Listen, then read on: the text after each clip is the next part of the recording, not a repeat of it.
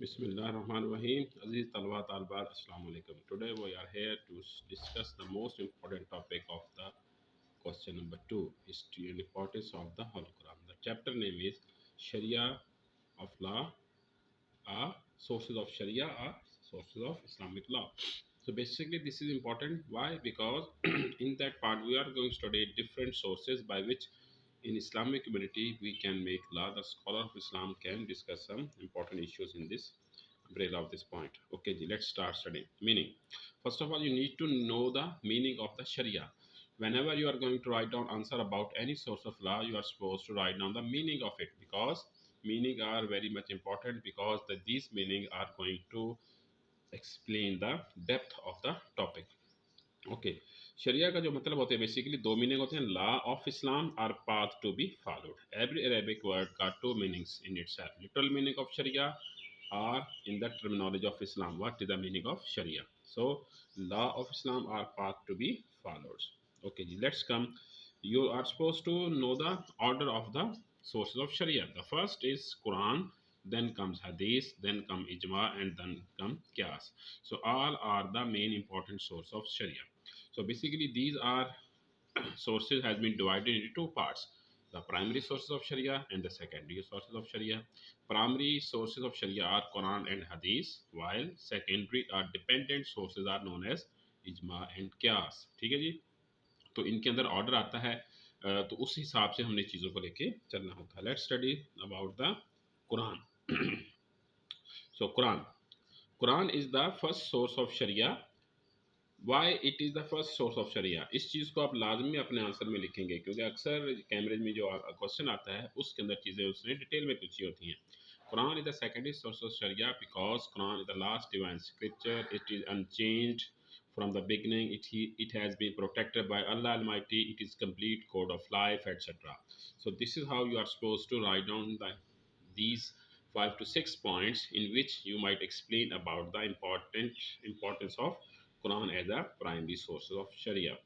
सो क्योंकि word of God है, तो इसलिए जब भी कोई भी शख्स, कोई भी इस्लामिक स्कॉलर या कोई भी इस्लामिक कम्युनिटी जब कानून बनाने पे आएगी, तो सबसे पहले वो कुरान को डिस्कस करेगी, उसके बाद बाकी चीज़ें चलेगी. अच्छा, उसके बाद ये आपने रेफरेंस लिखनी होगी. Why Quran is the primary source of sharia. Quran के अंदर बहुत सारे रेफरेंस आपको मिल जाएंगे अगर आप बुक पढ़े डॉक्टर खारुल हक की या फरखंदा नूर मोहम्मद की, जिनके जो है वो पिक्चर्स शुरू में लगी हुई हैं. ठीक है, तो उसमें से आप वो लाजमी पढ़ लेंगे, तो रेफरेंस आप वहाँ पे वो लाजमी लिखेंगे. देन कम हदीस. Okay, hadith is the words or sayings or the actions of the holy prophet peace be upon him. Why it is the second source of sharia. देखिए, प्राइमरी सोर्सेज में से सेकंड सोर्स ऑफ जो शरिया है वो है हदीस, because hadith is the explanation of the Holy Quran. Holy Prophet was given Quran, so he was the first person who understood it, and then actually he explained each and everything to his followers. So that is why Quran hadith is the second source of Sharia. और उसके बाद आप reference लिखेंगे. बहुत सारे reference हैं, कुरान के अंदर भी हैं और हदीस के अंदर भी हैं, जो भी हाईलाइट करते हैं that because of this hadith is known as the second source of शरिया. कि अगर आपके पास ये सारी चीज़ें होंगी तो आप जो है वो उसको लाजमी कंसल्ट करेंगे. ठीक है जी. सो ये दोनों कुरान और हदीस मिलकर actually they are known as the primary sources of sharia. अच्छा, जब भी कोई भी इस्लामिक स्कॉलर रूल बनाने की कोशिश करेगा या किसी भी सोल्यूशन को क्वेश्चन को सॉल्व करने की कोशिश करेगा इशू को, तो सबसे पहले वो कुरान में जाएगा, देन कम हदीस. ठीक है, तो अगर कुरान और हदीस में दोनों चीज़ें मिल जाएंगी, that would be the excellent law. अगर वो नहीं मिलेंगी, उसके बाद जो अगला जो है वो उस पर वो खुद को शिफ्ट कर लेगा. The third source of law is known as ijma. ठीक है जी, ये आपका स्टार्ट हो जाएगा. When something cannot be found in Quran and Hadith, then scholar will switch themselves to the third source of law, that is known as ijma. So ijma is the secondary sources of Sharia, mean that it is dependent source of Sharia. It depends on Quran and Hadith, because Quran and Hadith used to formulate the law, while ijma will be over there when something cannot be found directly in the Quran or in the Hadith. So अब आता है permission of ijma. Did Holy Prophet Allah Almighty gave us permission to exercise this important source of law? Yes. तो उसके अंदर आप जो है वो वहाँ पे रेफरेंस एक या दो रेफरेंस कोट कर कर आप उसको अपने आंसर को आगे वो ले जाएंगे. अगला जी, when it can be put into action. कब ये जो है आप इसको इस्तेमाल कर सकते हो। बहुत इंपॉर्टेंट चीज़ है, क्योंकि ये नहीं हो सकता कि आप कुरान और हदीस को स्किप करके आप इजमा पे डायरेक्ट चले जाएं। नहीं, पहले किसी चीज़ को हम कुरान में देखेंगे, अगर नहीं मिलती फिर हम उसको हदीस में देखेंगे, फिर उसके बाद हम जो है वो इजमा में लेके चलेंगे, क्योंकि कुरान जो है वो कंप्लीट कोड ऑफ लाइफ है, उसमें हर हर चीज़ मौजूद है, सम डिटेल के अंदर, सम टाइम हिंट के तौर पर होती है। इसी तरीके से हदीस भी ऐसी चलती है। तो अगर दोनों में कोई चीज़ डायरेक्टली हमें ना मिले, एक्सप्लेन्ड वे के अंदर ना मिले, then we are suppose to put ijma into action. ठीक है जी। हु कैन डू इजमा, ये एक और इम्पॉर्टेंट क्वेश्चन भी है। देखिए प्यारे बच्चों, आपने हमेशा याद रखना है, आपने छोटे छोटे क्वेश्चंस को जहन में रखना है, उन क्वेश्चन को आंसर करने की कोशिश करनी है अपने आंसर के अंदर। ठीक है, और वो पैराग्राफिक फॉर्म में आएंगे हर क्वेश्चन, तो आपके लिए आसान हो जाएगा बहुत ही ज़्यादा उसको समझना। Then come examples. और एग्जाम्पल हैं वो दो टाइप की होती हैं, एक क्लासिकल टाइम यानी कि ओल्ड टाइम, और दूसरी क्या होती है, मॉडर्न टाइम। तो दोनों में से आप दो दो तीन तीन एग्जाम्पल्स लिख सकते हैं। ओल्ड टाइम के अंदर क्या था, बैटल ऑफ ट्रेंच के मौके पर consultation of the holy profit at the time of battle of trench, it can be the example of ijma from the classical time. Okay, let's take one example from the time of Hazrat Abu Bakr Siddiq. He compiled Quran into a book form, वो एक example बन जाती है। Then comes from the time of Hazrat Umar, namaz Taraweeh in congregation, it was held with the ijma of the people. Then comes from the time of Hazrat Usman, again compilation of the Holy Quran या extension of mosque Hazrat Usman के time के अंदर। तो ये सारी की सारी जो है वो क्लासिकल टाइम में से एग्जांपल्स आपके पास हैं। मॉडर्न डे टाइम के अंदर भी बहुत सारे एग्जांपल्स हैं, जिसके अंदर कुछ इशू जो था वो डायरेक्टली हमें कुरान और हदीस में नहीं मौजूद था, तो the scholar they sit together at one place and they started to think about the solution of that problem, and in the end they came with a solution over there. For example Islamic banking can be the example of ijma, क्योंकि बहुत सारे scholars कहते हैं कि ये legal है, इसको हम एडॉप्ट ऑप्ट कर सकते हैं। देन कम्स ब्लड ट्रांसफ़र, ये भी एक ऑप्शन है, और ऑर्गन ट्रांसप्लांट ये भी इजमा की एक एग्जांपल है। इसी तरीके से IVF ये भी उसके अंदर एग्जांपल है। तो ये वो बहुत सारे एग्जांपल हैं आज के दौर के अंदर जो उसके अंदर वो चली जाती हैं।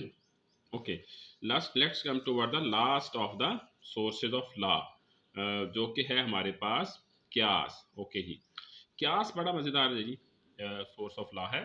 अगेन मीनिंग इसके क्या है, क्यास mean to compare one thing with another thing. By comparing one known thing to a known thing, we can reach to the decision that is known as qiyas।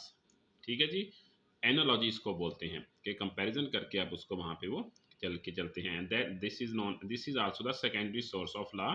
और ठीक है जी, परमिशन ऑफ क्यास is given over there in हदीस as well. वो आपने याद होगा हज़रत माज बिन जबल का वाक़या और हज़रत Abu Musa Ashari, when they were sent to the Yemen for specific reason, आप वहाँ पे वो लेके उसको चलेंगे। तो वहाँ पे आपकी वो परमिशन ऑफ, क्योंकि इजमा और क्यास तभी एक्शन में लेके जा सकते हैं जब उनकी परमिशन ग्रांटेड हो। अगर परमिशन ग्रांटेड नहीं है, then we can't put these things into action, we can't actually follow these points over there when it can be put into action. Order वही रहेगा, कुरान हदीस इजमा एंड क्यास। और इसके खास चीज़ें हैं that ijma and qiyas should not be against the holy Quran and hadith. ठीक है जी, ijma and qiyas should not be against the previous ijma और प्रीवियस क्यास। ठीक है, क्योंकि आम तौर पर क्या होता है कि क्यास time to time, place to place और सिचुएशन टू सिचुएशन जो है वो वेरी कर जाता है। इस चीज़ का आप जहन में वो रखिएगा। ओके जी, आगे आते हैं कंपोनेंट्स। ये भी एक इम्पॉर्टेंट एक्टिविटी है हमारे पास कि कंपोनेंट्स क्या क्या हैं क्यास के। बेसिकली जो कंपोनेंट्स होते हैं ना, इनको अगर आपने समझ लिया तो आपको सारी चीज़ें समझ में आ जाएगी, और आपने क्यास की जो इनिशियल इंफॉर्मेशन है, डेफिनेशन, उसको आपने जहन में रखना है। सो क्यास में क्या होता है, क्यास बेसिकली क्यास टू है फोर कंपोनेंट्स, असल, फर, ठीक है जी, देन कम इल्ला, देन कम हुक्म। तो ये चार इसके मेन कंपोनेंट्स होते हैं। ओके, असल को अरबिक इंग्लिश में हम इसको कैसे ट्रांसलेट करेंगे, with the name of original. ठीक है जी, देन कम सेकंड फर के लिए, और इल्ला it is known as reason, then हुक्म मीन ऑर्डर। वो फॉर एग्जांपल अब हम एग्जांपल लेते हैं जी, ओपियम या बहुत सारी चीज़ें हैं हमारे यहाँ सोसाइटी के अंदर जो आमतौर पर ड्रग के तौर पर यूज़ की जाती हैं, लाइक ओपियम है, लाइक शीशा है, लाइक और अभी हमारे यहाँ हैं लाइक सिगरेट को आप इसी के अंदर कंक्लूड कर सकते हैं। तो we are going to compare one new thing with the known thing, the previous thing. For example हमारे पास क्या है, wine. So wine is forbidden in Islam, ठीक है जी। Why it is forbidden? Because of toxication, कि toxication की वजह से वाइन जो है वो फॉरबिडन है। तो ये इसकी ऐसी एक क्वालिटी थी जिसकी वजह से वो हो जाती, क्योंकि because intoxication is something which is going to freeze your senses, we are which are going to take away your rational thinking, and we don't know what you have to say, what you are doing over there. So because of toxication, wine been forbidden in Islam. This is known thing, ये हमें एक formula मिल गया है, कुरान और हदीस के अंदर इस चीज़ को हमने बताया गया है। अब हमारे पास नया इशू आ रहा है ओपियम, फर, जिसको हम सेकंड भी लेकर चलते हैं। सो आप ओपियम के बारे में कोई कुरान में कोई हमारे पास डायरेक्ट ऑर्डर नहीं है, ना सुन्ना में है, इसी तरीके से सिगरेट के बारे में नहीं है। तो भैया कैसे पता चलेगा दैट इट इज़ फॉरबिडन और not, should we, can we use the opium और नॉट, ठीक है। सिगरेट पी जा सकती, नहीं पी जा सकती। तो हम क्या करेंगे, we are going to find what is the most important quality of the opium, that is intoxication, okay. और इस्लाम की टॉक्सिकेशन के अंदर बड़ी वाज़ेह और क्लियर इंफॉर्मेशन है कि टॉक्सिकेशन चाहे वो थोड़ी हो चाहे वो ज़्यादा हो, it's going to harm your mental health, it's going to harm your body over there.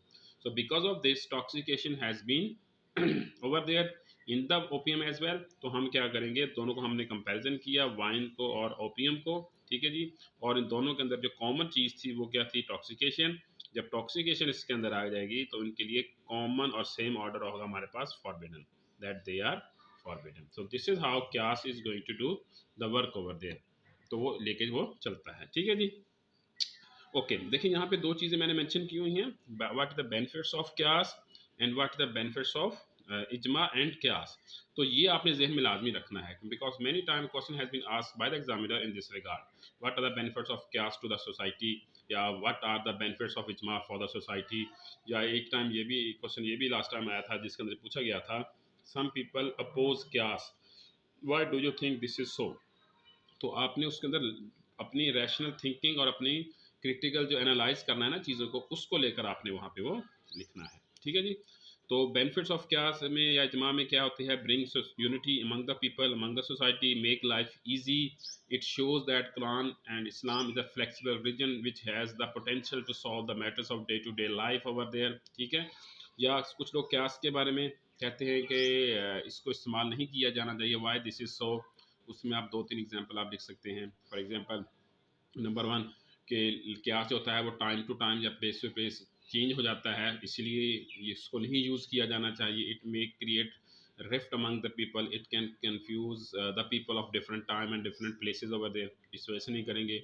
या क्यास के बारे में एक और भी इशू है जो कुछ लोग जो अपोज करते हैं कि this is the opinion of the one person, and opinion of one person can make a mistake over there, so that is why क्यास शुड नॉट बी एक्सरसाइज। तो इस तरीके से आपने वो लिखना है, ठीक है जी। तो अगर आप पार्ट बी को लेकर अगर आप गौर से देखेंगे तो उसके अंदर आपने 4 पॉइंट्स लिखने होंगे लॉजिकल, क्योंकि पार्ट बी 4 मार्क का होता है, और 4 मार्क के लिए आपने कम से कम जो है वो 4 चीज़ों को लाजमी एक्सप्लेन करना होता है, 1 2 3 एंड 4 लॉजिकल वे के अंदर। और लॉजिकल वे के अंदर अगर आप एक्सप्लेन करेंगे, it will be, that will be the best thing to do over there, ठीक है जी। लास्ट बट नॉट लीस्ट, आज का जो पॉइंट है, how they can be use together, ये है हमारे पास, how they can be use together, कि आज जो है उनको हम कैसे इस्तेमाल करेंगे, क्यास और इजमा को या बाकी सबको।